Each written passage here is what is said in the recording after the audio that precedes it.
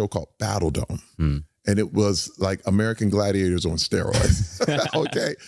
And the first thing I ever auditioned for, and I got it. And now my life changed. It was in front of the camera. And I remember my wife coming to a show and she was like, "You really got a knack for this." I was like, because, you know, as an artist, all I did was like, I envisioned what I wanted to film. So I said, I have to be the person that I would love to put in my movie or in my show. Right. And that was my acting technique, you know? And it worked. It worked. And let me tell you, that was 25 years ago, over 25 years ago. And I can't believe the career that's happened. Yeah, it's kind of wild because you kind of follow, I almost like looking at, I feel like I was holding on to a log and you just let the river take you where it goes. You know what I mean? And don't resist anything. You know what I mean? Because a lot of people, one thing I noticed is that there are a lot of people like, if this happens, no, say no to that and no to that. It's got to be this path. But I never did that. It was like, just go, just follow. Like the fact that the audition was presented to me and I went, that's changed my life forever. So I knew as new opportunities come, try it, go for it. You don't know if this is going to be the key for you or not.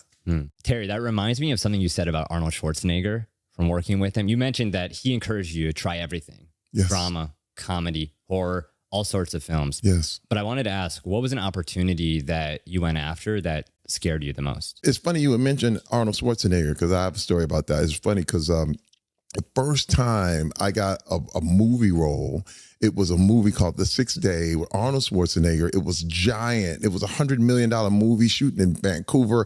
And I had never acted before. Like I had done this TV show Battle Dome, which was kind of a game show and all that, but not like, you know, here I am. This is a big movie. And I will never forget my scene with Arnold. I was supposed to walk up to him on his steps of his house. And I was like, "Adam Gibson, come with us."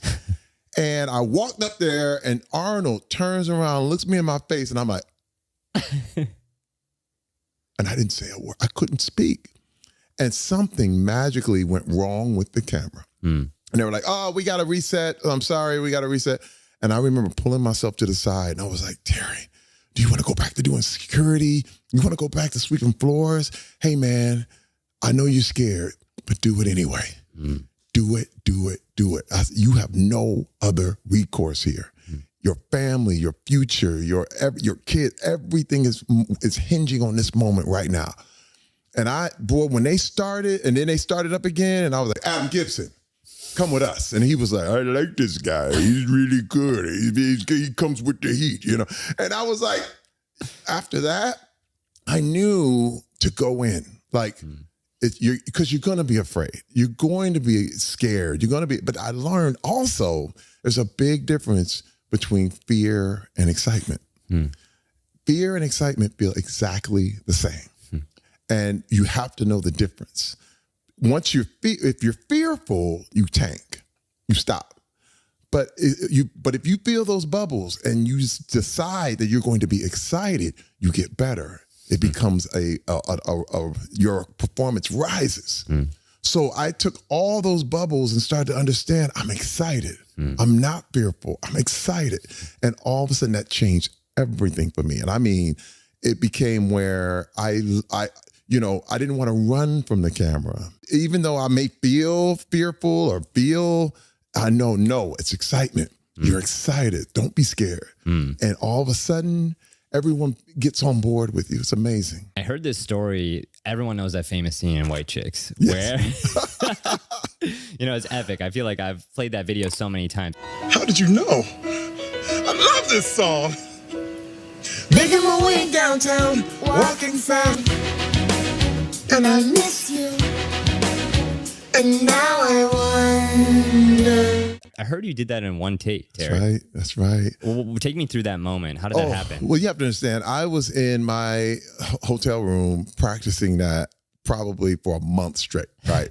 One scene? Listening to the song all day long, to the point where I was getting all the little things and anything. I just wanted it to be pivotal, right?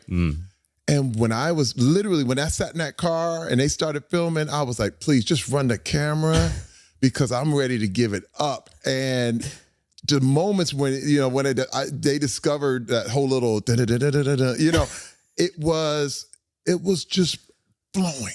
I mean, it's funny. I even realized how when you see great athletes like Steph Curry doing his thing, you can see it when he's on. When Jordan scoring 63 as his rookie year, it's like time stops and you can do no wrong. That's how it felt on that set of White Chicks. Everything flowed. Every line just flowed out of me, man. I was going, this is a spiritual experience. You know what I mean? On the most stupid movie ever. You know what I mean? But that's why it still lasts to this day. It took a lot of preparation. I was in that room, like I said, for a whole month doing that practice. You're just listening to Vanessa Carlton on repeat. All the time, all day long, nonstop. And I said, I'm going to be over prepared so that when it comes, it's just going to flow. What were some alternate takes of that? Oh, like, where were you going to take that? Well, there were none. I mean, we did it once. Yeah. No, I'm saying the preparation, because that's so fascinating to hear, Terry, that you prepared for that moment. Yeah. Because when I heard one take, I'm like, he's a natural. No. You see, this is another thing I want to say. And this is, a lot of people don't realize it. There's no such thing as a natural. Everything is learned. Everything is worked on. Everything. I hear a lot about rappers who go into the studio once and then they can all of a sudden, they never write anything down, but they've been working on this thing for years and years and years, all day long, 24/7, nothing but lyrics, nothing but. So when a guy like Jay-Z gets in the studio, it's got to explode. Right. You know what I mean? So there is no not writing or not working on it and all this stuff. You're working on it. And so when people see things that are natural, what they say is natural is just the first time you saw it. You know what I'm saying? But behind closed doors, it's nothing but work. It's hard work until it gets into the flow. Yeah, that's amazing. Did you fear being typecast? I feel like a lot of folks, even when they hit their stride creatively, they feel like they have to make the same thing, whether that's a YouTuber making the same video, the same format, it's an actor playing the same role. Did you feel that? And how did you fight against it? Well, first of all, you have to understand that I was well on my way to being typecast. And this is another thing. Typecast